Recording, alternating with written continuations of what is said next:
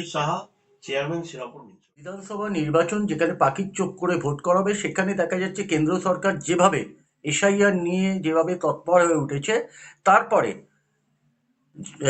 যারা জীবিত তাদেরকে মৃত দেখানো হয়েছে। সেই ব্যাপারে অভিষেক বন্দ্যোপাধ্যায় এবং মমতা বন্দ্যোপাধ্যায় যখন জ্ঞানেশ কুমারের সঙ্গে দেখা করতে গেলেন, সেখানেও তিনি অপমানিত হলেন। তারপরে সেই বিরোধী দলনেত্রীর মুখ আবার রূপ সুপ্রিম কোর্ট কেন সারা বিশ্ব দেখলো। কি মনে করছেন 2026 কি হবে? শুনুন, মমতা বন্দ্যোপাধ্যায় আজ থেকে নয়, দীর্ঘদিন ধরে আমরা দেখেছি লড়াকু মেয়ে, লড়াই করার মেয়ে। পশ্চিম বাংলা থেকে তিনি লড়াই করে করে সেই পশ্চিমবাংলার বামফ্রন্ট সরকারকে 34 বছরে জগদ্দল পার্শ্বকে সরিয়েছেন সেই লড়াইয়ের মধ্যে। এবং সেই সময় যে তার উপর অত্যাচার হয়নি, বিভিন্ন ভাবে মার্ক্সবাদী কমিউনিস্ট পার্টি লড়াই করেছে, সেই জায়গায় লড়াই করে এমনকি বাদশাহ আলম তাকে মেরেওছে, খুব অবস্থায় পড়েছিলেন, তাতেও তার লড়াই থেমে যায়নি। এমনকি রাইটার্স থেকে চুলের মুঠি ধরে জ্যোতিবাবুর পুলিশ তাকে রাস্তায় নামিয়ে দিয়েছিল। এক বধির মহিলাকে রেপ করার বিষয়ে তিনি গিয়েছিলেন বিচার চাইতে। তো মমতা বন্দ্যোপাধ্যায়ের লড়াই তার মধ্যে মজ্জার মধ্যে আছে। এবং আজকে যে এসআইআর নিয়ে আমার যেটা উপলব্ধি, বিজেপি সরকার বা বিজেপি যারা আছেন, নরেন্দ্র মোদী বলুন বা অমিত শাহ বলুন, তারা ধর্মকে নিয়ে ভাগাভাগি করে ভোট বৈতরণী পার করার চেষ্টা করেন। এটা ওনাদের পুরনো নীতি, সেইভাবে করেন। কিন্তু এতেও যখন হচ্ছে না, তখন তারা আজকে এসআইআর করে পশ্চিম বাংলা থেকে বহু বঙ্গবাসীর নাম বাদ দেওয়ার চক্রান্ত করেছেন, যাতে ভোট বাদ দিয়ে তারা নির্বাচন বৈতরণী পার হতে পারে। কিন্তু সেটা আকারে উল্টোটা হয়েছে। তাতে বহু মানুষ আজকে হ্যারাস হচ্ছে, অপদস্থ হচ্ছে বিভিন্ন ভাবে, একবার নয় দুবার তিনবার করে নোটিশ হচ্ছে।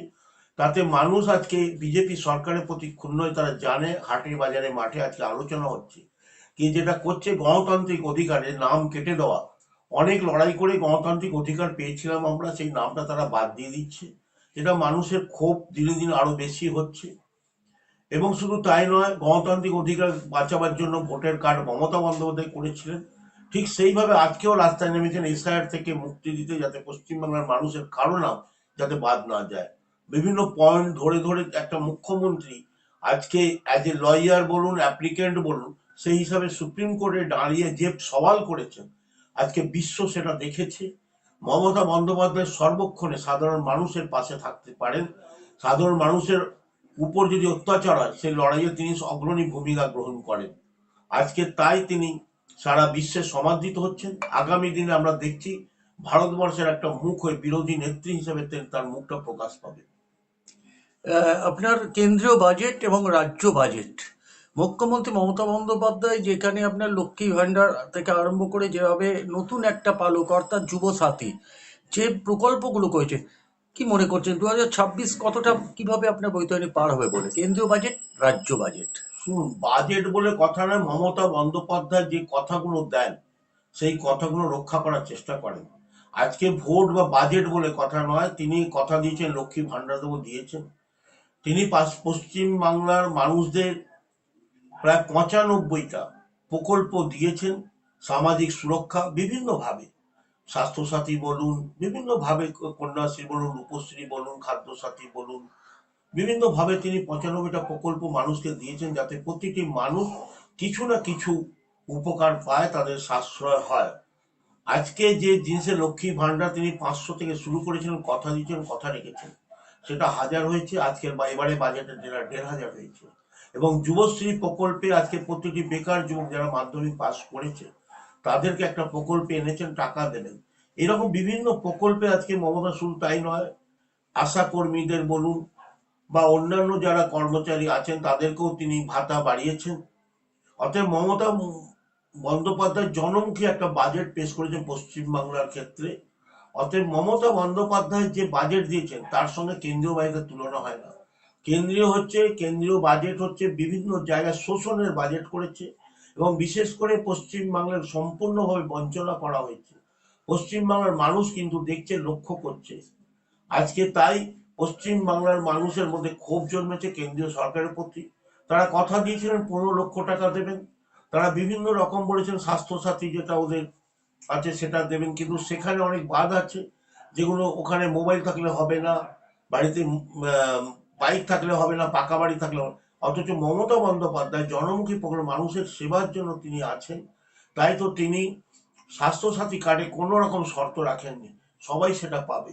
এটাই হচ্ছে মমতা এই বন্দ্যোপাধ্যায়। বিরোধী দলনেতা শুভেন্দু অধিকারী যেভাবে মহিলাদেরকে কটাক্ষ করে আসে, 500 টাকা ভোটের আগে মহিলারা ভিক্ষা নেয়, এখানে এখন 1,500 টাকা দিচ্ছে, আমরা যদি 2026-এ ক্ষমতা আসি তাহলে মহিলাদেরকে আমরা 3,000 টাকা করে দেবো মে মাস থেকে। কি মনে করছেন, তাহলে কি প্রলোভন দেখানো হচ্ছে বাংলার মেয়েদেরকে? আজকে যে কথাটা আমি আগে বলছিলাম, শুভেন্দু বাবুর জিতা তিনি বলেন বাবা, কাকে কি বাবা বলেন আমি জানি না।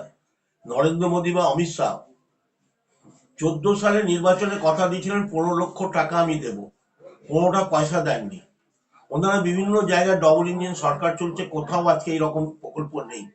বিহারে ভোটের আগে 10,000 টাকা দিয়েছিলেন, সেটাও আর বন্ধ, সেটার কোনো নামগন্ধ নেই। অতএব আমরা যতটা পারি ততটা দিই। আমরা এরকম 15 লাখ 20 লাখ করে কথা বলি না। আমরা 500 থেকে শুরু করে আজকে 1,500 হয়েছে, আগামী দিনে হয়তো আরো বাড়বে। কিন্তু শুভেন্দুবাবু ভালোভাবে জানেন, তিনি ভদ্রতা জানেন না। তার মুখে অশ্লীল কথাবার্তা সবসময় থাকে, জানি না তিনি কিভাবে তিনি বড় হয়েছেন।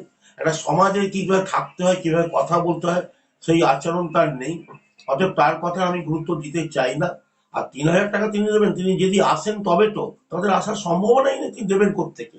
অতএব সেই হাস্যাস্পদ কথা বলে লাভ নেই। আচ্ছা, ওরা কেন্দ্র সরকার বলছে আমরা যদি ক্ষমতায় আসি 2026-এ সোনার বাংলা বানিয়ে দেবো, কি বলবেন? তো যেখানে যেখানে তারা ক্ষমতায় আছেন, যে যে জায়গায়, গুজরাট বলুন, মহারাষ্ট্র বলুন, বিহার বলুন, যেখানে আছেন, কতটা সোনা, আসামে আছেন, কতটা সোনা বানিয়েছেন সেটা আগে একটু দেখা পশ্চিমবাংলার মানুষকে।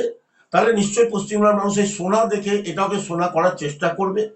কিন্তু উল্টো দিকে আজকে মাননীয় মুখ্যমন্ত্রী যে আছেন, মামাটি সরকার, আজকে তাদের একটা প্রকল্প হয়েছে উন্নয়নের পাঁচালী, উন্নয়নের সংলাপ, বিভিন্ন প্রকল্প মধ্যে তিনি দেখাতে পাচ্ছেন যে আমি পশ্চিম বাংলার জন্য কি কি করতে পেরেছি।